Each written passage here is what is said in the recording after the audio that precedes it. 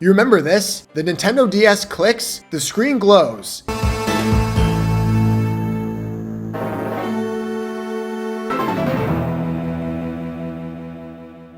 It's late at night and you're back in Twinleaf Town. Quiet music and the world of Sinnoh waiting for you. And somehow that feeling never came back. Pokémon Diamond and Pearl made Pokémon feel real. And the craziest part is, a lot of what made the game special is what people used to complain about and still do to this day. But for all the hate Diamond and Pearl get, one thing's for certain. The people that love it will never feel the way they felt playing this game ever again. And if you never played, you're missing out big time. So let's begin with the start you never forgot. You run to the lake with Barry. You're not supposed to go into the grass, but you do it anyway. And then the briefcase. 3 Pokemon, no explanation. You just pick Turtwig, Chimchar, or Piplup. And instantly your journey splits. Barry picks the counter Pokemon and your first battle is already harder than it should be. There's no tutorial, just you figuring it out. And that moment when you finally win sticks with you forever. Unless you lost, in which case L plus Cope plus your ass, bro. How do you lose in the first battle? But if you're not ass, you're gonna hit like and subscribe, right? No, I'm just kidding. But anyways, here's a riffing off of quick nostalgia hits from Diamond and Pearl right for your head top. Catching a Starly or Shinx on Route 201, realizing Bidoof is somehow always on your team, getting lost in Jubilife City, hearing the Poketech beep for the first time, and if you forgot, here's what it sounds like. Walking into Oreburgh Mine not knowing where the gym leader even is, and also this lake song that absolutely rips.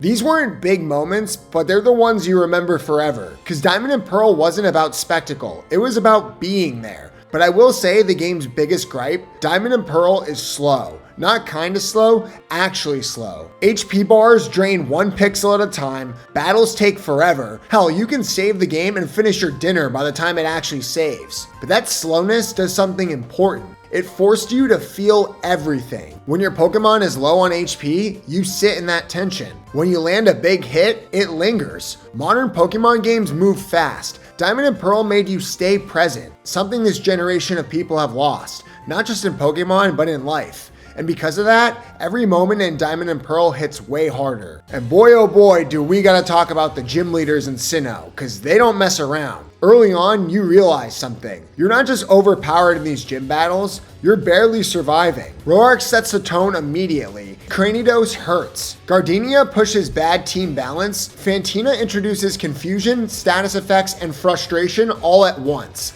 Then comes Maylene. Her Lucario, for a lot of players, that's the first real wall. Lucario's fast, strong, unexpected, and it doesn't stop there. Crasher Wake hits like a truck. Byron just takes everything you throw at him. Candace forces you to rethink your entire team. And Volkner, that final gym feels like a real test. These weren't just checkpoints. They were battles you had to physically put labor hours into and prepare for. You learned strategy, hard work, and luck. And when you finally won, it felt earned. But this game taught so much discipline because the Sinnoh region actually fought back. Most Pokemon regions feel like paths. Sinnoh feels like resistance. The game actively pushes back on you. Fog lowers your accuracy, snow slows your movement. Mount Coronet literally splits the region and forces you to keep coming back. You're not just walking forward. You're navigating, you're struggling, you're learning the map. Even places like the Eterna Forest, with Cheryl following you, turn into long, drawn-out battles that feel exhausting in the best way. And then there's the Great Marsh, where catching Pokemon suddenly becomes unpredictable and chaotic. Sinnoh isn't just any old region. It feels like a place where our memories stayed for a long time, and that's why people still remember it so vividly. But here's something weird about Diamond and Pearl. Your team probably wasn't what you expected. The Sinnoh Pokédex is limited, especially with fire types, and if you didn't pick Chimchar, you felt it. So what happens? You adapt. You use Pokemon you normally wouldn't. I remember I had Luxray and Floatzel on my team for way longer than expected. So there's like Pokemon like that all throughout the game where you're you're like, I never thought I would catch this, nor did I think I'd keep it. But somehow that makes your team feel way more personal. It was your team, and it made every battle going forward one you'd remember for the rest of your Pokemon career. But the story gets way bigger than you expect. I mean, at first, the story of all Pokemon games are simple. You beat gyms, you explore, you catch Pokemon, but in Diamond and Pearl, it was just different. Team Galactic shows up, and Team Galactic isn't just trying to steal Pokemon. They're trying to destroy the universe, literally.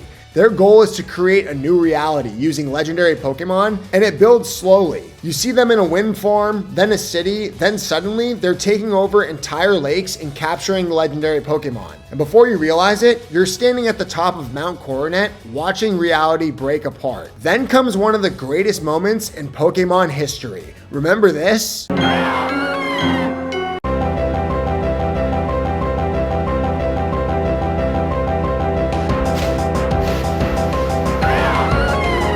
Spear Pillar at the top of Mount Coronet. The sky's breaking, and standing in front of you is Dialga or Palkia. Time and space is distorting around you in the game, and there's no long explanation, no cinematic overload, just something powerful happening, and you're there. That moment feels bigger than anything the game had ever shown you before. And it even makes you think, what if this happened in real life? Every time I think about Diamond and Pearl, I think about when I was a kid playing this game, being like, could the universe just split in half at any moment? It's moments like these we didn't get from any other games. Now, the next part of the games gave kids and adults a run for their money, because once you reach the Pokemon League, you face your biggest challenge yet. You beat the Elite Four, barely, you think it's over, and then you meet Cynthia. And if you've played the game, you already know where I'm going with this. This isn't just another champion battle. This is different. Her team has coverage for everything. Spiritomb has no weaknesses at the time, Milotic is a beast, and Lucario is fast and deadly. And then there's Garchomp.